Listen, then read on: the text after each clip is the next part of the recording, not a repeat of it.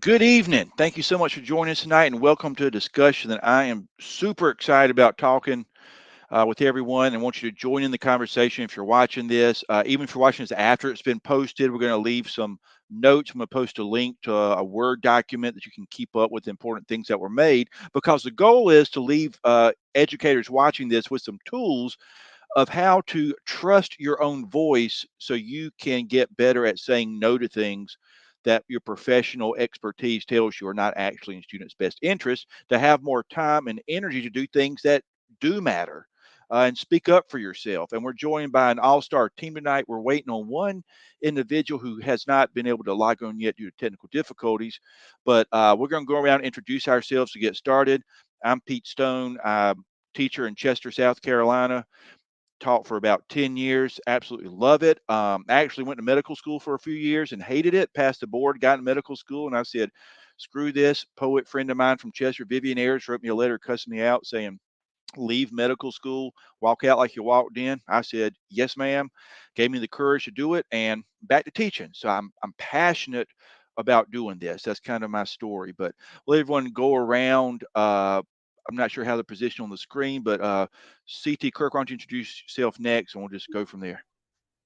Yes, sir. I'm CT Kirk. I teach in Lancaster County Schools. Been teaching now for 8 years. Teach sixth grade social studies.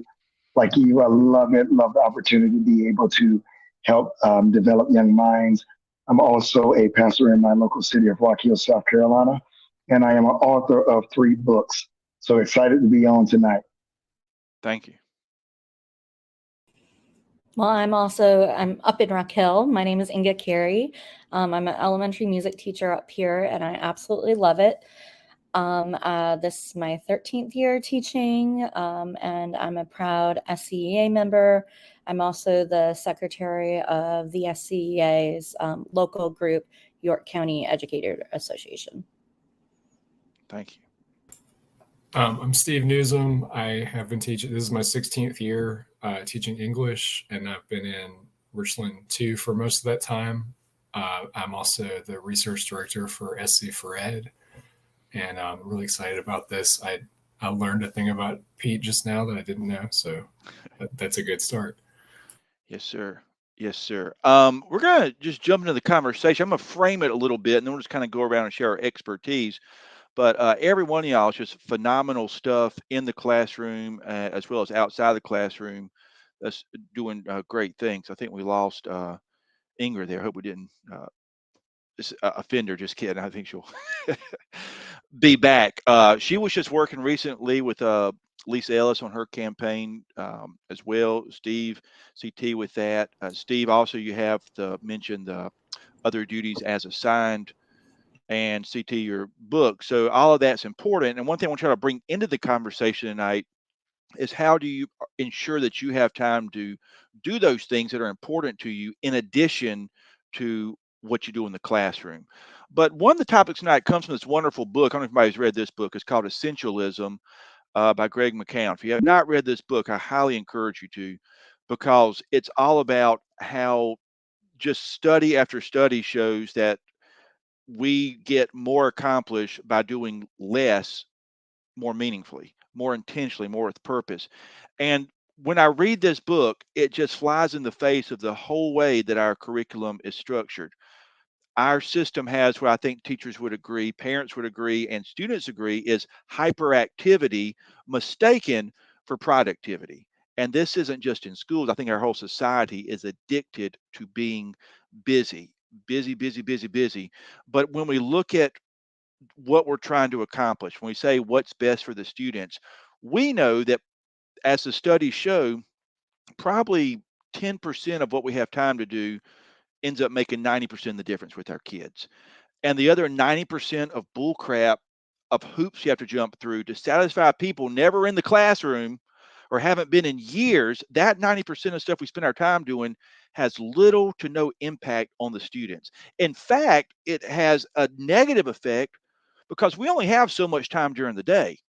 And if we're spending so much time doing things that don't matter, we don't have time to do things that do. And I'm just going to finish this and we'll go around and get some of y'all's input. But the sad irony of the time we're in, we have students who are burned out anxious, all-time depression. Everyone says we're testing too much. The system solution, more test, right? I mean, seriously. Yes, we're testing too much. We're going to add these more. And they're clever. They don't call them standardized tests. They call them benchmark tests, CFAs, PLCs. I mean, my God, the acronyms that go into these diagnostic testings. Do they think we have no clue what our kids are doing? Uh, we spend 8 hours a day, 5 days a week, all year with that kid, and you want me to give you data from these little multiple choice ABCD tests. Now, the other ridiculous thing is teachers leaving at an all-time rate, teachers not coming to the professions, being burned out from doing too much. Their solution, give us more stuff to do. It's just crazy. And then with the election of Ellen Weaver, we have not enough public funds to support public schools. So now let's give what we do have to private schools. So all this is so tone deaf. What I want us to realize tonight is, how do we stop waiting for the system to get it and just admit that we don't believe they are going to get it? And what can we do to still do what's truly best for our students and overcome this kind of uh, over medication, if you will? We have a system, public education is over medicated patient. And instead of reducing the meds that are killing our patient, we keep giving them more medication, which is only making the system die. And that is too much busy work. So I want us to go around and identify some things that are busy work, things that are beneficial, and how do you successfully in our profession, in our classroom, stand up for what we know is best. Y'all do amazing things in the classroom. I know Steve does other duties as assigned the blog. He can talk about some of those things. CT, if you haven't kept up with him on social media, you need to, because he's in costume frequently with his students. It's phenomenal to watch the things that he brings to the classroom, the energy he has with his kids. So bring that in. And oh my gosh, someone just talked about Read to Succeed. Wonder where that idea came from. Somebody who was in charge of the EOC. And let's go around and talk some about this, what you see as being the problem, and I want to talk about solutions of how you successfully stand up to push back, to say no to things we know don't matter.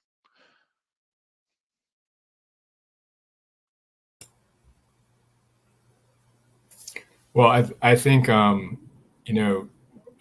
it's funny we're talking about benchmark testing because we were doing that today at my school, and yeah, it took us a 90-minute class period and we still weren't done. So I think that is probably a good microcosm of the whole system. I think it's going to depend a lot on each work site there, because one thing that we do in South Carolina, I think very effectively, is make teachers feel like they're siloed into different districts and different schools and different classrooms, and they're all different. So even though we all kind of have this joke that we have to do other duties as assigned by the administrator, those are going to vary so wildly from different site to different site. But the simple answer is people have to learn how to say no. And as you said, Pete, like we can't wait for someone to reform the system. We have to figure out how to say no today to the things that we feel like we really can't do. No one's going to take anything off your plate unless you take something off your own plate, unfortunately. Right. Quick follow up to that point too is good thing that can help if you realize when you say yes to things that don't matter, you are saying no to things that do. So you're choosing to say no to something. We have to stop saying no to things that matter just to make those who don't know what's going on happy. We have to trust our voice and stop waiting for that external validation, because it's not coming. Right. They're just not going to get it. Yeah. So if one technique I can help. If someone says, "Can you do so and so, so and so, so and so? Can you do this?" You might say, "Sure. What are these other top priorities would you want me to not do? Because I can't do them all. So tell me, if I do this, what do you not want me to do?" To help them realize who you're talking to. I want to come back to those 90-minute benchmark tests in a minute. What subject do you teach again, Steve? I teach English and research. Okay. What year English? 10th grade. Well, with the English too. EOC year, right? Right. Yeah. So So you and got this that. year, a lot of freshmen too. So Right. That's why they don't realize you have this huge EOC that the state requires you to take, and then they cram in these 90-minute benchmarks. I don't know about you. They end up telling me nothing I don't already know about my student that waste time from something that could be meaningful to get them prepared for that test. Again, to make someone not there feel like something's happening in the classroom. Not me, the teacher, not the student, some third party. I don't know who that information goes to. Inga, CT, how do y'all feel? I feel my admin and my school, I think, do a pretty good job about making sure all the unnecessary things aren't put on us. And if they do, they try to either do part of the work for us or help us out and kind of script what the district is looking for. And it's not cheating; it's literally helping us out. So no fault there. Um, and as a elementary music teacher, fortunately, I don't have tests of my own, like state standardized tests and stuff. But my music PLC is coming up with a common assessment now. So it's interesting to kind of see all of this coming together with that. But Pete, I did want to mention something earlier. You said hoops. I actually wear, I don't know if y'all can see this, but it's Yeah. 3 hoops along intertwined with each other. My mom got me that necklace after I got my master's, legitimately. And because I had to jump through so many different hoops in my life. So jumping through hoops is one of the requirements that educators have to do that shouldn't be a requirement. Right. Right. I want to talk before this evening gets over, who comes up with those hoops we have to jump through and what could be pushed back on with that. CT, what's your experience? Well, I think first of all, it comes down to really prioritizing as the teacher. Yes, we know that the state and leaders are going to put hoops on us, but a lot of times we also put hoops on ourselves. It is us that is spending planning time and time at home trying to make the most excellent lesson without realizing sometimes we're teaching for our own self-esteem and not for the kids in betterment. I told my social studies department one time, if you're up there teaching for 15 minutes, you're just talking, then definitely the kids are not learning, because I don't know if I can sit through any lecture for 50 minutes and learn anything. So what I found was more beneficial was collaborating with the ELA teacher, finding out test questions, finding out where our kids are going wrong with the testing side of it. What words don't they know? In social studies, we do more ELA now than we do social studies, because nobody in life is going to ask you the dates, the places, or the names. They want to know if you know the meaning of the content. So teaching themes is very important for us. Understanding main ideas, understanding text features. These things help us so that benchmark don't become a scary thing for us, but we're already prepared. And so we're learning to move according to ahead of the schedule and not waiting on a test to scare us. Right now we're preparing for SC ready, and we don't even know test questions.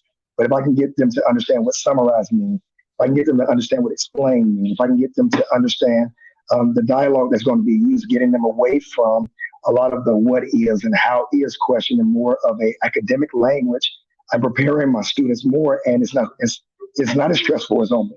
I don't go home and grade papers. I use planning time, and I know how to tell administration that my planning time is for me to be able to catch up, to be able to be ahead of schedule, to plan out, so that when I come home, I'm not bombarded with trying to grade tests. And I think a lot of times we put more on ourselves because we have self-esteem issues that we feel like, if I don't bring home this, if I don't bring home that, and I often say this, my work day is going to end at 4 o'clock. My work day ends when my pay ends. Teaching is the only job that I ever heard somebody say, well, you do it for the love of the kids. Um, you never hear of a preacher say, I just do it for the love of souls, but I don't want any pay from it. You don't hear LeBron James say, I play basketball for the love of the game, but I don't want a check from it. So I look at that as the same way as my profession. It's my profession, it's not my life. And if I make it my life, then I'm going to be putting more of the effort than my kids are, and I'm going to be burnt out at the end of the day. I don't think anything should ever burn you out, especially if it's something that you love.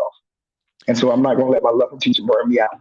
Now, that's a good point. Again, our society wants to tell us, hey, if you're not burned out, if you're not broken down, then something's wrong with you. You must not be doing it right. There's this triumphant thing for being, we brag. I'm so busy all the time.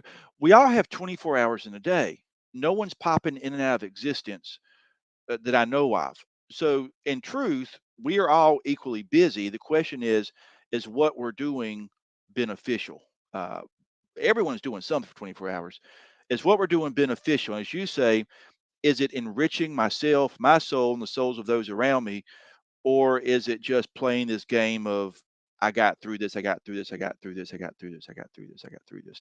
Mindy Penn had a great comment too that she had said does not apologize when it helps students. And I think one thing's important if you're listening, listen to some of the buzzwords that individuals use. When they say we got to do what's in the best interest of the students, you know, the parents, the student themselves, and the teacher, I would argue, probably have the best idea of what is actually best for the students. Arming ourselves with that knowledge, we can turn that around when someone tells us to do something and say, could you please explain to me how what you're asking me to do is truly best for my students? And then we can unload on anyone with all kinds of facts and evidence and insights what truly is best for our students. I can tell you this student's grandmother died Tuesday night before she took that benchmark. You don't have a clue that happened. So the data you're suggesting, tell me what you want me to do, how that's actually best for my students. Use those words in a Socrates way back to the individual who gave them to you. And that pushes and says, don't just give me holla, do what's best for the students. Show me how what you want me to do is actually best for the students. And let's compare what your answer is compared to mine. And trust, you are the expert as the educator in the room. You're spending a lot more hours with that kid than the one person who looked at that map test score and said, you know, trust yourself and your data. So ask those questions. Ask questions is a strong way of saying no if you're scared to literally say, no, just ask enough questions. And then what happens is they won't want to mess with you because someone asks questions is much harder to deal with. Now, I want to say too, I love my school. So I'm saying this not so much because I'm bitter at my personal school. I have a wonderful admin who's been highly supportive of me and what I do. And I've been successful, ironically, at standardized tests, which I absolutely abhor. But I've done that not through what I've done, through what I've been allowed to not do. I do not work students bell to bell. I think that's a terrible thing, bell to bell. I take the Finland model, and every 30 or 40 minutes, I give a 10-minute break of just whatever. I want to teach my students now's a great time to pull your phone out, do your thing, unwind, do whatever. We need more breaks built into our day. Again, not how much can we cram in there, but what can we take out, take out, take out? Because this room's a great example. If I took all this clutter and crap out behind me here, what's left would stand out a lot more. Like, look at Steve's room. He has his nice guitar up there. It's easy to find. Back here in my room, I got a banjo somewhere up there and all the clutter. Yeah. So there you go. Get rid of the junk, and then what is left naturally breathes and works so much better. So remove, remove, remove. All right. So the next question as we move along here is I want to talk about a little bit, maybe it's not worth it a whole lot, but how do we get to this point of feeling a need to get so much ABCD stuff? Why is so much of our job, and even in music in elementary school, designed to getting uh, these these shared, what is it, PLC, these common formal assessments? This is something I think districts must have gone to some meeting somewhere and heard we need more common formal assessments so we're all on the same page at the same time. Do y'all think it's possible to differentiate what each student needs while at the same time standardizing everyone to be on the same schedule across the whole district? Would y'all speak to that point? I think, honestly, I think there's obviously a place for data, and I think teachers care about data, and it's just sort of fundamental to what we do. We're gathering information about our students, but like you said, it's not always quantitative data. It might be more important information, but sometimes it is. And obviously, I think most every teacher is going to create assessments of their own, and they're going to get some valuable information from that. But the sort of big data standardized test answer, I feel like, is historically not coming from people who are trying to improve schools. I think a lot of what we're in now goes back to very bad faith, like A Nation at Risk, which was a report that came out under the Reagan administration that was not ever intended to find out what was going on in schools. It was intended to confirm a pre-existing belief that public schools were failing, so that we could do the same thing that you mentioned earlier that we're doing in South Carolina right now, which is pour more money into private schools, put less resources into public schools because we could argue that they're failing. So a lot of our assessments, and I think districts, individual districts and superintendents and school boards in South Carolina really do mean well when they adopt these systems. And I'm not saying that no good information ever comes out of any of these things, and I don't think any school boards ever adopted a benchmark because they wanted to prove that their own district was not successful. But I do think that's where the original impulse comes from. There's a long, unfortunately, very classist, racist, sexist history of standardized testing that goes all the way back to things like the Stanford-Binet tests. Eugenicist, right? Eugenicist designed the original one. Mm-hmm. Yeah, and I mean the military was the first to use those. It's a way of tracking people into different types of careers. It's something that that our society really has sort of an unhealthy fixation with, the idea that we live in a merit-based culture, and that the way to find someone's merit is to test them, and that the way to test how well a teacher or a school is doing, that therefore would also be to test them. And we all know as teachers that those tests are not, even the good ones are not designed to assess or compare teachers or schools. Even the ones that we use for our school report card are at their best designed to measure the content knowledge that individual students have learned at the best. And we all know that they don't always do that either, but they're certainly not designed to rank me against Inga or rank me against someone in another state.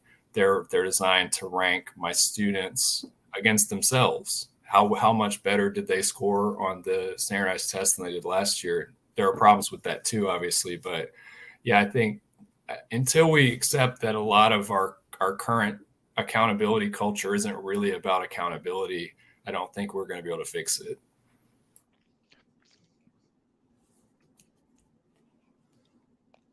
CT or Inga, you have anything you want to add to that?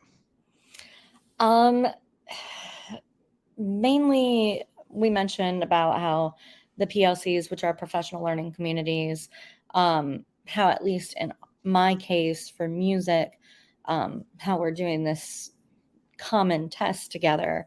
And I think the bottom line is to help us learn from each other and learn our strengths and weaknesses, and then being able to help each other out and bring each other up. But there's other things that could do that as well.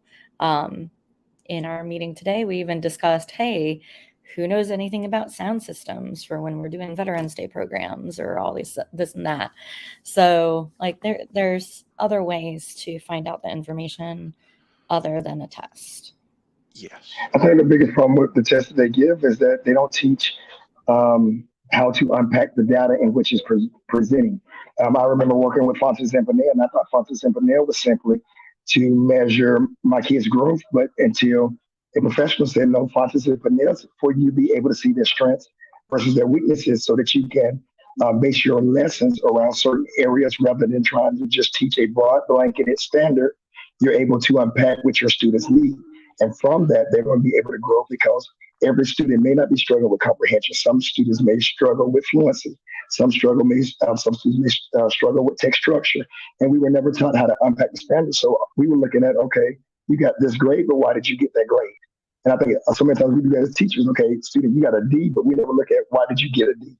What didn't you understand? If the question was shaped this way, would it be better? I know a lot of people run to IXL, and one of the things we had to talk about in our social studies department was IXL is not a great program for social studies teachers, because every kid can't read on that 10th grade IXL reading level, even though they say it's classified based on rank. But okay, if I'm teaching sixth grade world history, there is not going to be any other world history on that level but sixth grade and then the high school level. And so it's going to make my kids feel like they can't learn. But of course, the wording is so off. And so I think that when we learn to unpack, because I don't have a problem with testing, I just have a problem with the fact that it's not being unpacked. And they sitting down with schools and saying, okay, school, if you're having this C in this area, then let's get you some support. Let's put some money into this area. So maybe next time your school can get a B in this area rather than, like Steve said, just saying, okay, public schools are failing. Okay, what areas are y'all failing in? Okay, is this why you're getting this? And I think that that comes on, again, as he said, these tests are not designed to help us. They're designed to rank us. And South Carolina's been ranked in the 40s as long as I know. And so evidently we're not putting any money to fix that problem. Yeah, Ibram Kennedy, the author of Being Anti-Racist, is quoted saying that when we get this data back, it's a huge problem. And Steve's right. Data could be very valuable, but the data is always what's wrong with the student, what's wrong with the teacher, what's wrong. It's time we really start looking at what's wrong with the test. What's wrong with an ABCD test may not be the best way to understand a cognitive human being who was born from the earth into this world and this huge universe with all this crazy stuff going on and say, well, I think I'm going to do C today. That's not preparing us for the real world. So going back to the eugenicists that formed this for bias purposes to prove certain things about groups of individuals and people, let's just get away from ABCD testing. So yes, we testing data is good, but the problem is we're not questioning the sources of the test itself. We're just saying, oh, okay, I guess we learned this from the test. The other big thing, I'm sure I will agree, going back to the theme of tonight, was essentialism. We have so many of these tests that when the students actually sit down to take it, we're assuming this data is coming from a student who really, with diligence, took the test. But the problem is they ain't doing that. They're sleeping for 80 minutes of it and then clicking C through the rest of it. So I don't want to use my next 3 months analyzing data for someone who took 10 minutes to take a 50 question test and base my whole, curriculum around that. And part of it, we have so many tests. If we just got rid of all the ones that, heck, if we took half of them away and just which ones are really important, it would make such a difference because then that data, I think, would actually mean something. But for example, Steve, you're teaching, I teach 10th grade English as well. We have these benchmark tests, 48 question benchmarks for Mastery Connect. Kids know it doesn't count for anything. All right. Then you have the MAP test the next day.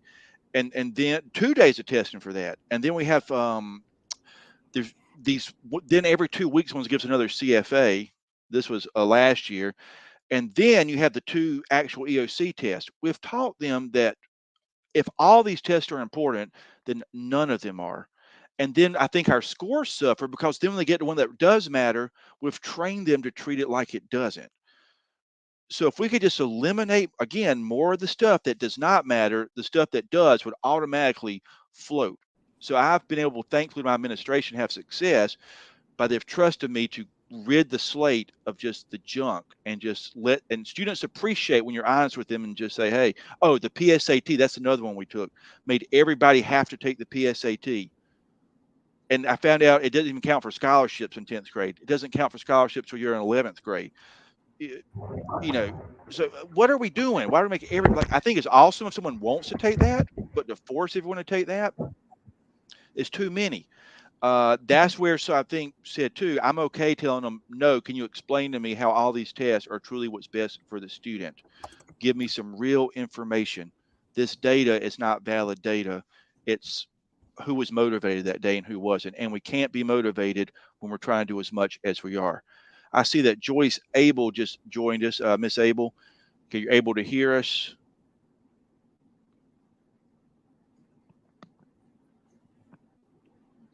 Okay, we'll let her come on camera. She made a wonderful comment on SC for Ed about a month or 2 ago. I reached out to her, asked her to be on this, and I enjoyed what she said. I'll let her introduce herself when she's ready, if she can hear us now. Ms. Abel. Wait till she chimes in. I think you'll have to unmute yourself, honey. All right, while we're waiting on that, I'm going to share my screen real quick to make a point here. that I think is important. Can y'all see my screen? Not yet. Okay. Can you see it now? Yay! Yes. Okay. This was in the book Essentials, a very simple illustration. I don't do a whole lot of PowerPoints, but this is a difference in techniques right here. And this one right here is currently what is happening to our students, what is happening to our teachers, and it makes us somewhat stressed out, frustrated. And I think CT Kirk said too. Our students start judging themselves based on failure, and when you're doing these many things, these many different directions, you're not setting yourself up to be successful in any of them. At best, you're going to be mediocre, but in reality, you're probably not going to become good at any of them. The difference is if instead of going so many different directions, you simply streamline what you're doing to head in one direction, then this is how people feel a greater sense of accomplishment. So this is our current situation in South Carolina education, uh, public education, and this is kind of what successful organizations do right here. Famously, and when you quote these other people who said stuff, you're never 100% sure if they said it or not. But Steve, can you stop sharing my screen now? The little button went away. There we go. Okay. Similar to that idea, can you streamline stuff to go in one direction? If you look at our own individual lives, look at our jobs as educators and our students, we're asking them to go in so many non-connected directions that you feel perpetually behind. And one of the greatest reasons for increased anxiety and depression is we all feel behind from the get-go. When Steve Jobs designed the iPhone, famously, they asked him what was the hardest part of designing the iPhone, how do you decide what to put on it? He said the hardest part was deciding what not to put on the iPhone to actually make it usable, what to keep off of it. And if you think about it, there were smartphones before then, but then the iPhone, your grandmother, your 3-year-old, anyone can use that phone because it's so simple. So why do we against this idea that being easy is somehow not good? We try to make things so complicated sometimes that no one can use it. And I think that's where we are with our education system. And Inga, you said it, your administrators seem to get it. They don't keep dumping on you and dumping on you. And the reward for that is that streamlined productivity. You're able to glow and shine. CT Kerr, I would say your administrators must be nice to work with too, because you're able to shine that classroom in your costumes, which you've done. And Steve, I don't see how you're able to do all you did with Lisa Ellis's campaign. That's phenomenal. So congratulations as well with that. But when people trust you, when you trust your students, they shine. When you don't trust them, you give them busy work. And as Steve said too, you assume they're not getting any kind of data themselves. So let's give them a whole bunch of other tests to get data. I mean, I guess they assume we don't ever test our students at all. So they got to give us all these extra tests and stuff, I guess. Uh, but studies show that the best indicator of actual representation is when teachers design their own test for their own students. It's a much better representation of where that student is than that 90-minute ABCD test. That's what studies show. Miss Abel, you're able to join us now.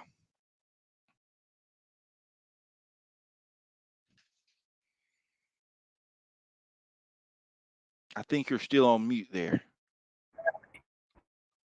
Hello, everyone. I'm sorry about I'm sorry about the technical difficulty. When you get to be an experienced teacher, sometimes the technology doesn't work the way it should, but I was able to figure it out. Thank you for your patience. Um, what is it that you need me to say other than Well, I'm sorry about the technology well, if doesn't you could work the way introduce it should, yourself, and if you but could I was able close to out figure the it out. Thank Facebook you for your on your patience. computer, and that way we won't get Um, that feedback coming in either. what is it that you need me to say about the technology? Well, if you could introduce.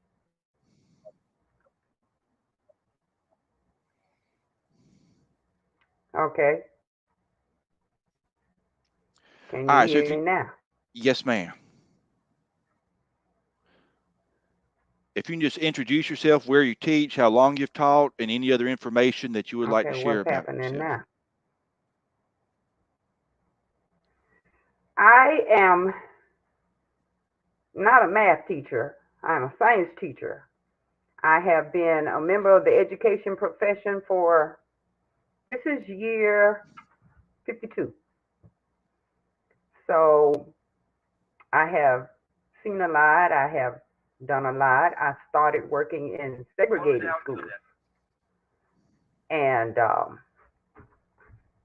that was a different experience as well. What I want that you don't out loud. You can say no simply by not doing what they ask you to do. Sometimes that's the best way to handle something instead of saying it out loud. If you just don't do it, a lot of times they don't pay attention to the fact that you haven't done it. But if you say it, then you are calling attention to yourself.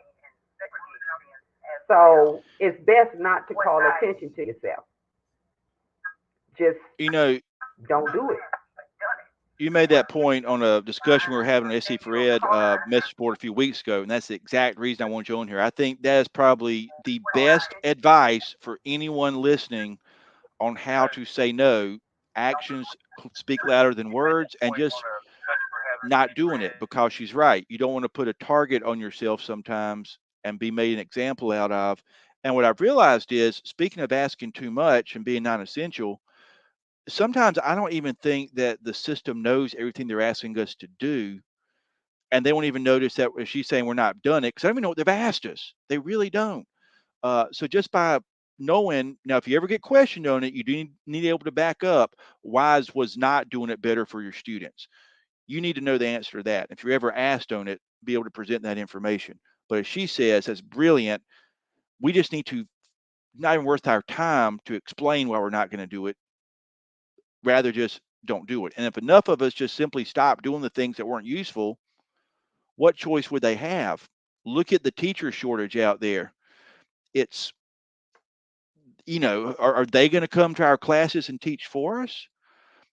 So that's in our favor right now. It's an empowering time for educators, because the walkout didn't happen in a protest or something like that. It happened with people just leaving their job. And that's a very powerful way. We'll come back some more of that later. Steve, if you could talk a little bit about speaking of this, your other duties as assigned, and that blog, and kind of your insights between that's currently in our contract and how to deal with that. Yeah, I think, and I absolutely agree with what Ms. Abel said, that when we're talking about saying no, it doesn't always have to be a conversation that we directly have, because, as you said, Pete, a lot of times there are so many people involved in the system who have asked us to do things, and they have often asked us to do those things, not necessarily because they needed to see them done, but because it was their job to ask. And in a lot of cases, I've found over the years that a lot of times a good administrator will have ways to, and this has been my experience, I've had a lot of great administrators who have had ways of doing what they needed to do and letting me do what I needed to do.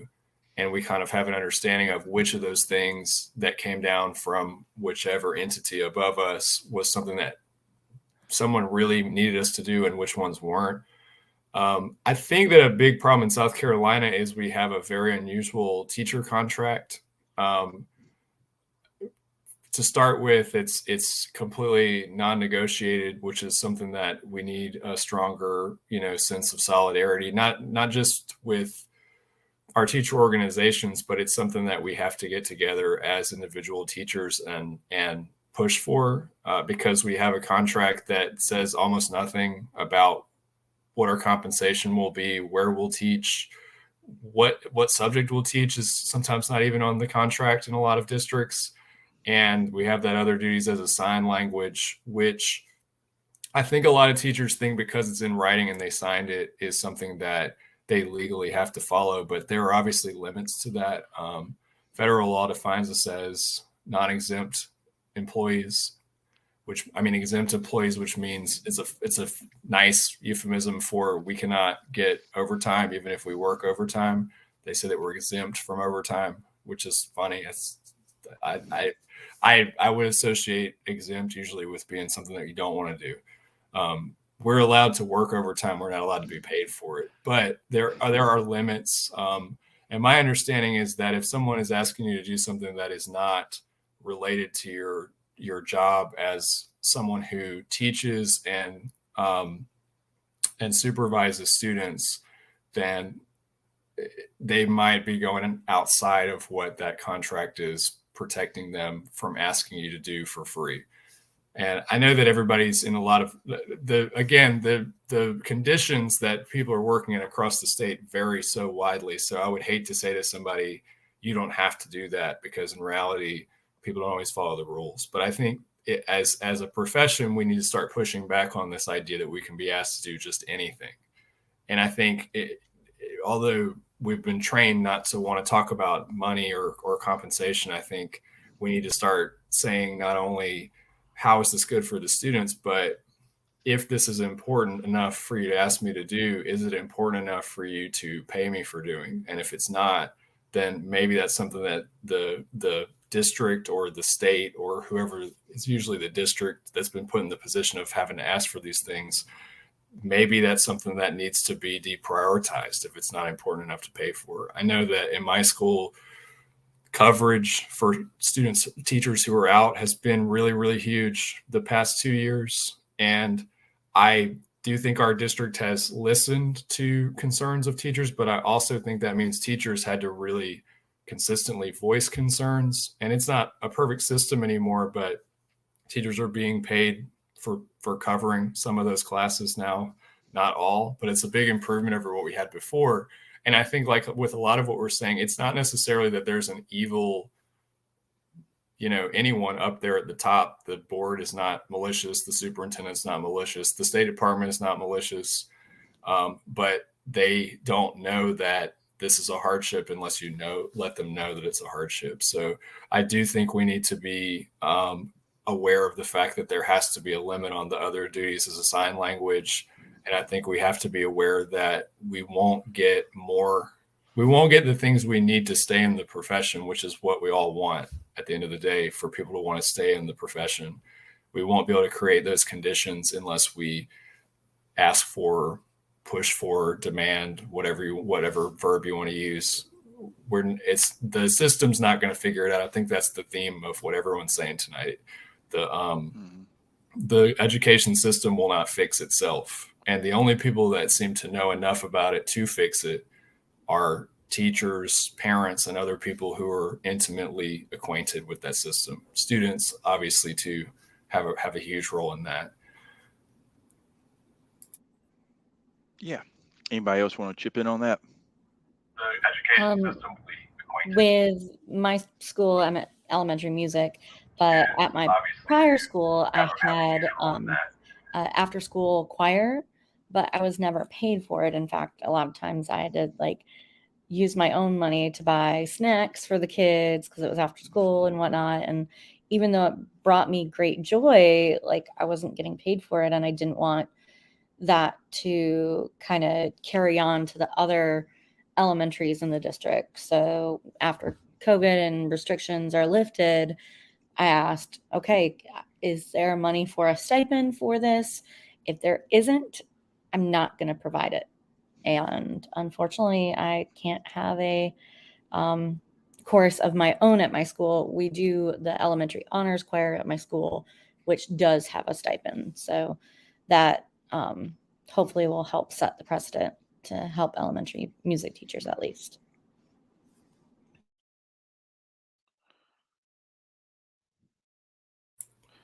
That's such a great point, too. I think we have to remember that it's very easy to get in this mentality of, I did a nice thing and I sacrificed and I did something good for the kids.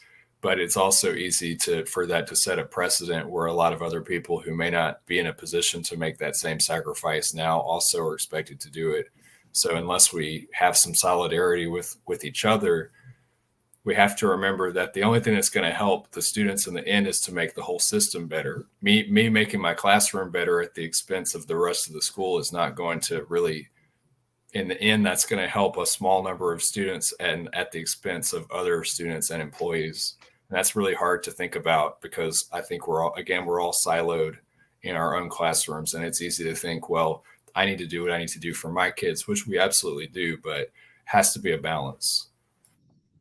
Yeah, and like you said, Steve, that mentality also creates where you're going to get more of a load put on you, because administration is going to make you feel like, well, I trust you, I know you can get it done, and so it kind of opens you up as a sitting target to be able to say, okay, yes, you can handle more work, and so your no is going to be more of a shocker than anything, because you're so used to doing it. So that was one of the things that I had to pull back from and saying, okay, what can one person do, or is that a failure on administration to correctly delegate other people to be able to do things, because people are never going to get to the point where they stop taking advantage of you.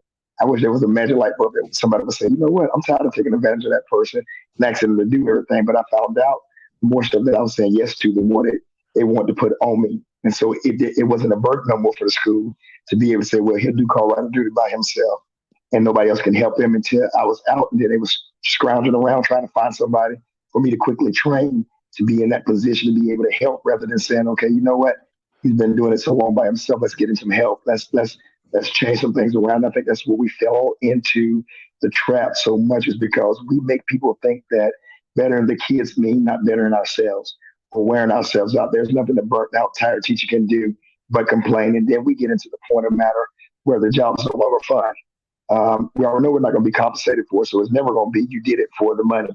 If that was the case, then the shortage would have been happening. But now it's going to be to the point that you're not even going to want to do it for the children anymore, because there's no finding any joy about it. I always say that to say, when I was doing community outreach a lot, I was the only one not enjoying the program. I was so busy trying to make sure that everything was going off without a hitch, and everybody else was having fun, that I didn't even have fun at the outreach or the event myself, until you pull back and say, you know what, I'm not expected to be Superman or Batman or any Marvel or DC character. I'm just a teacher. And my job at the end of the day has to be the best that I can be within the hours that I can be it. Because truth of the matter is, everybody's not going to put that same level of sacrifice that one teacher or two teachers may be able to do, and that you don't want to tire out yourself and then be going back to school complaining more than you're excited about it, because you're not helping anyone then. You're just busy, but you're not really being intentional. And I try to be more intentional than busy. I'm not one to grade 87 essays, but I can give you 3 questions that's meaningful, and I can judge and assess your ability to write and sentence structure and formulate an idea, because I know me. I know what I'm going to be able to do with the 2 hours of planner or an hour 30 planner. Like Steve said, if I got to cover another classroom, and I'm not going to tire myself out. LeBron ain't doing it. Denzel ain't doing it. Nobody else is doing it, and so I'm not going to do it either. Joyce, how's at your school? How have you been successful pushing back on things, or just communicating things, or not communicating to, as you were saying, just by not doing them? How has that opened up more opportunity for you to be intentional and focus on what you feel is most important? Your time is what's most important. One of the positive things about where I work is I'm rarely asked to cover a class, which is good. But even if you are asked to cover a class, they don't take your whole planning period. We have 97 minutes of planning, and they would split it between 2 teachers, which is respectful, in my opinion. And there have been times when I don't get asked often, and there have been times when I have been asked and I have said no. Or it's the kind of situation where if I have something to do, I don't go to that teacher's class. I have the students come to me, so I can continue to do what I need to do in my classroom. That's been the most important thing. A lot of it also depends on your administration. My administration appreciates the fact, if you're a good teacher, and you're doing what you're supposed to do. As a matter of fact, if you're doing above and beyond, which is what I do, um, then if I say no, it's not an issue because I'm not asked very often. So if I say no, it's not an issue. Um, but like I said, the main thing is not to call attention to yourself. That's the main thing. You can say no, but you don't have to say it out loud. You just don't do it. And they That's don't pay attention because, just like you were saying, nobody's going to come to your classroom. You know, we've been asked to add learning intention and outcome expectations to our lesson plans. hmm Okay, but a lesson plan is just that, a plan. The most important thing is what you do in your classroom. And so if you want to know what I'm doing, you don't read my lesson plan, you show up Amen. in my classroom. And they Amen. don't have time. But the That's bottom right. line is when they come into my classroom, I'm teaching. hmm Okay. I mean, and that's basically, and it's not about a plan because sometimes a plan is just that, a plan. hmm Sometimes stuff happens and it's not planned. And so what's going to you have my lesson plan, and when you walk in, you don't see that in my plan. What are you going to do? Am I going to be in trouble because what you see is not what's in my lesson plan, or am I going to be praised because what I am doing is beneficial to the students? Which one is most important? So you have to pay attention, and as long as you're handling your business, you shouldn't have a problem. And we all know what handling our business is. We know our students better than anybody else. We Yes. know what the environment is like in our classrooms. I have some classes that are off the chain. And then I hmm have others that come in and sit down and they're quiet and they do what they're supposed to do. And my principal showed up with one of my quiet classes, my 10th graders, chemistry, and everybody was sitting at their desk and everybody was working on their laptop. I didn't even see her coming into the room, but my agenda was posted, and so she was walking around looking to see what the children were doing, and everybody was on task except one young man. And she asked him about it, and he said, I have already completed my assignments. So she left him alone because he had. And then there was another class. I had just finished giving instructions, and I allow my students to get up and move around. I don't believe in sitting down and not moving. I don't do that, so I don't believe in doing that. They can be themselves, but I'm going to be myself too. That's how that works. And one young man declared, I turned in the assignment. I said, but I don't see it. It was on Schoology. I said, I don't even see your name in the list. So he was searching. So another student walked up and said, she told us she might not be able to see it, so you have to be prepared to show it to her. And I said, thank you. And I looked at my principal and said, see, you give instructions and they don't listen. So she witnessed that. But one person had heard what I said. So it's all about the main thing is it's the relationship that you have with your students. Yes. Because there have been many, many times when an observer has come into my classroom. I didn't know the observer was in my classroom, but the children did. And if they care about you, they behave when there's an observer in the classroom. Truth. So that's why I'm still teaching because I have something to contribute.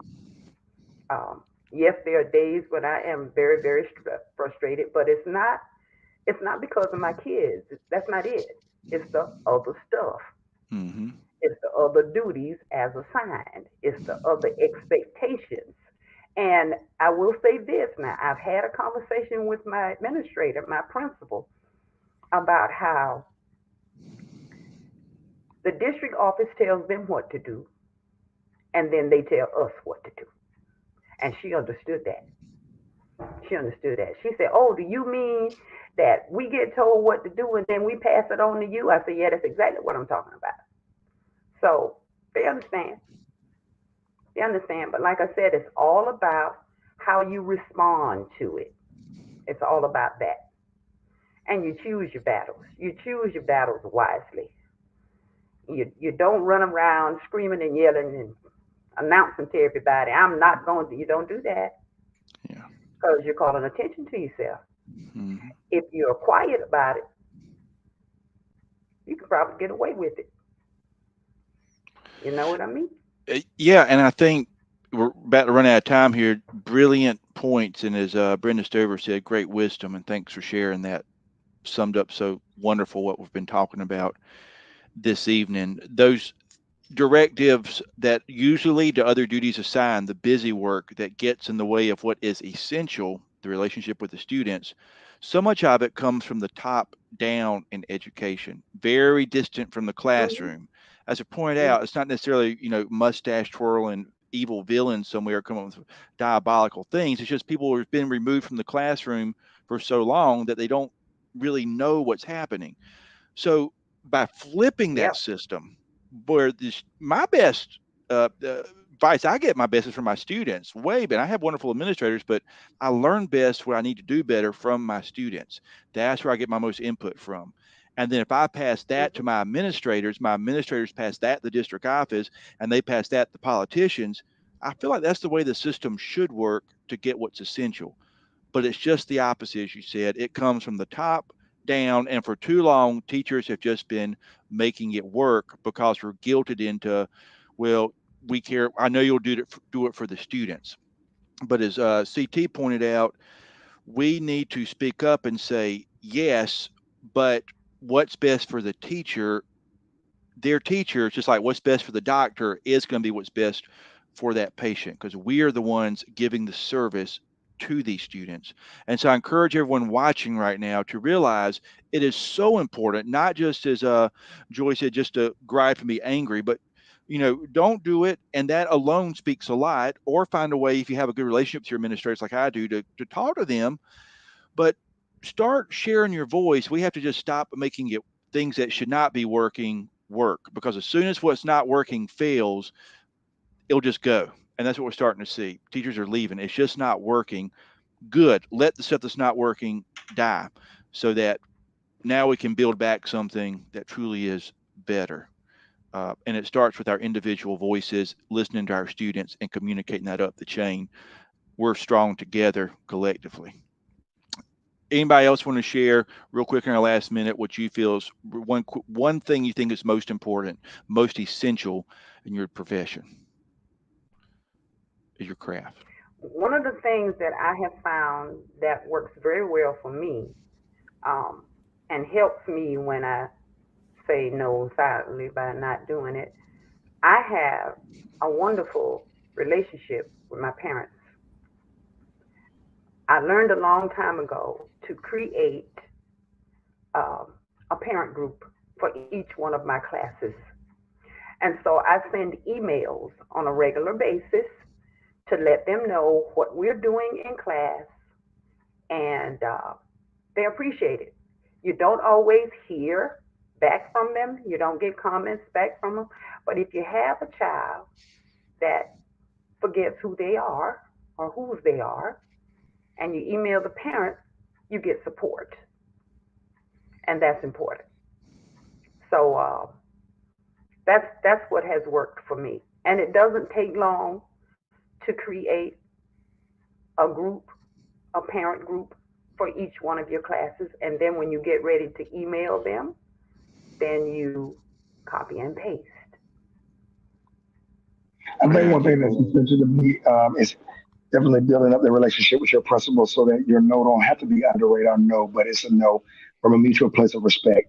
I think when your administrator knows that you are a family person, or you're a person that values your mental health, or you're a person that lives outside of school, then they have that respect that they're not going to ask you to do things that's going to be detrimental to your health or cause conflict in your life.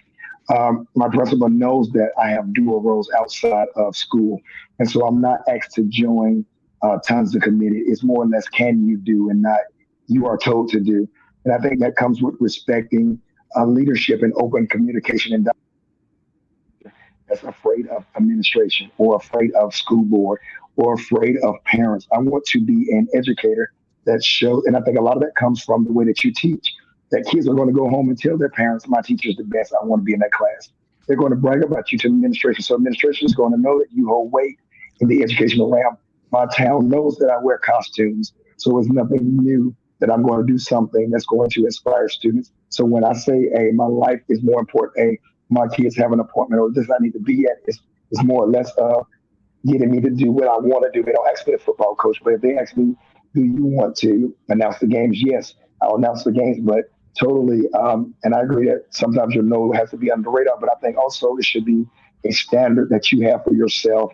That if you're saying no, you're not saying no because you're being a rebellious person, but you're saying no because you generally care about your welfare and the welfare of your family. Because I heard a lot of times in print, people say this as a cliche, but it has to be a stable point of all of our lives. Your family has to be first. When those kids go home, they have parents that's going to continue the education portion. You're going to love those kids only for the 8 hours that you have for them, and that you're going to pray for them when they're gone. But you're not essentially their parent. But your kids that go home cannot get the lack because you're parenting somebody else's kids all day, every day, all throughout the day. And so being able to say no and to know from the kindness of your heart that no, I don't have the time because even our Lord and Savior says no to us. And we don't get that. And he don't always do it under the radar. Sometimes you say, well, God, I want to marry this person. No, that ain't the person I got for you. God, I want this no. And so the no has to be one that comes from a place of, listen, what I value is important. At the end of the day, no matter how much we love our students, it is our job. It is a job, and I don't know other jobs. I don't know if LeBron James takes basketball home with him and he focuses on his fans. I think he does what his job requires, and then the rest of that time, I think that has to be the validity of our no. That we're not trying to say, I'm going to do everything because I want the principal to love me or I want my parents to love me. But even I want the children to love me. At the end of the day, I'm going to do the best job that I'm doing for my 8 hours. And then after that is my time to be me. And that's my standard. I think that when that standard is important because you have 30 something other teachers or 40 something other teachers that administration may never go to because they know their standard. But if you have low standards, then they're going to continue to go to you because you don't have that standard that teacher across the hall says. So they say, you know what, if I'm sick in my body, I'm taking off. You know, how many of us have personal days that's stacking up because we're so afraid to be in school because we feel like we're the superhero in that school rather than taking that mental health day and saying, you know what, I got these days and I was that way and I didn't want to miss school. I couldn't do this. I couldn't do that. Sickness in the body. I got to be that. I got to be that. Until I realized teachers were dying and they was replacing them teachers. And so I. Thank you. Thank you. Steve? Yeah, I think all of that, I agree. And I think I think what we were talking about, this tension between kind of flying under the radar and being able to do it more vocally, it depends on your school environment. You know, some of us can be more vocal than others. And I think like with any other kind of advocacy, I think each teacher has to look at themselves and say, like, am I in a position where I can afford to actually maybe speak on behalf of some other people or not? Because early in my career, I wasn't in that position. I have a great administration now who values my opinion, and I've worked on that relationship with them for a really long time. I don't want my first year teacher, you know, to say no to something. I would rather them bring that up in our staff meeting or something, like our department meeting, so that the more experienced teachers among us could maybe do something on their behalf or help them figure out how to navigate that. But I think the key thing is that we need to figure out ways to build more community so that we can have each other's backs, so that we don't feel like we're putting ourselves out alone saying yes or no to something, not based on what we want to do or need to do, but we need to have the feeling that someone is, you know, with us on that. And that those kind of communities take a long time to build sometimes, especially if I've been in school environments that weren't as welcoming to that. And it was very difficult to find that common cause with other teachers because everybody was afraid. So I hope that I've got a love-hate relationship with social media, but I think that it has let us see more that other people are going through the same things as us. And I hope that that's going to make us continue to build some communities in this state to try to push things forward for all of us, so that so one person doesn't have to feel like they have to fight it out with whoever. It might not be their administration, but whoever's making them do the things that they don't have the capacity to do. Inga? I think Emily has been saying it Can I greatly make one more comment? in I'm sorry. our. Oh, yep. Go ahead, Joyce. I am the educator rights chairperson for the SCEA. And so, in terms of knowing what my rights are, I worked for the SCEA, and that's what I did. I handled education. I'd have, if you are a member, because there are some administrators that have a great deal of respect for the SCEA. So that can be helpful. Indeed. Yep. So, like as Steve was saying, for social media, it's been great to find our communities. But with the SCEA, that's where I think you'll really have the best community and the best chance of making a change. Yes, I think we're about out of time here. But just to finish up, absolutely. The SCEA, SC Fred's been huge these past few years too, getting that momentum and energy as well. And as Joyce said, being a member of the SCEA, when you have that and you say no or push back, someone comes at you, there is a respect when someone sees you're part of the organization. They say, oh, okay. You have support, you have connection, as saying right here, that we can, there's that strength. And I just want to close with reminding everyone that same thing I tell my students, trust that each of you is a divine miracle beyond comprehension. And when you say no, when you stand up, when you shine, when you share what you have to share, you don't have to. I mean, if you're upset and angry, that's fine. That saying, what we resist persists. There's something to, I know my truth. I'm going to share my truth. I'm going to speak my truth, and it is my truth. And trust that truth that you have to share. And even if it gets pushed back initially, just stay with your truth. Stick with your truth and share your truth, connect other truths. I love what Steve said too, of helping others in that situation. And we are in an empowered time right now simply because people silently saying no and quietly quitting is a major thing right now. And we have power by sharing our truth. Trust yourself. If you're listening right now, I just want to say, trust yourself. And instead of making things that should not be working continue to work, say no, just be silent, don't do it. And that's going to be it. And I really would encourage you, if you're not a member of SCEA, if you're not active on SC for Ed, to really look at those things. That's where we join together. And I hope you have enjoyed this conversation tonight. Thank you for watching. Thank you for joining. We'll have follow-up to it. Check out CT Kirk on Amazon to buy his books on Amazon as well. Type his name in. I do encourage y'all to buy Essentialism. It's a wonderful book about helping you identify what is most important by getting rid of what is not important. And I would also encourage you doing this through the SCA to join the SCA. The whole team is kicking butt right now and taking names. We are empowered. We are motivated. Thank you, Lisa Ellis, for running for State Superintendent of Education. It has us moving in a positive direction. And close with the SCA saying of your voice, our strength, their future. So thank you so much for watching. Does anyone have anything you want to add here to sign off with? Okay. Y'all have a blessed evening. Thank you all for joining us.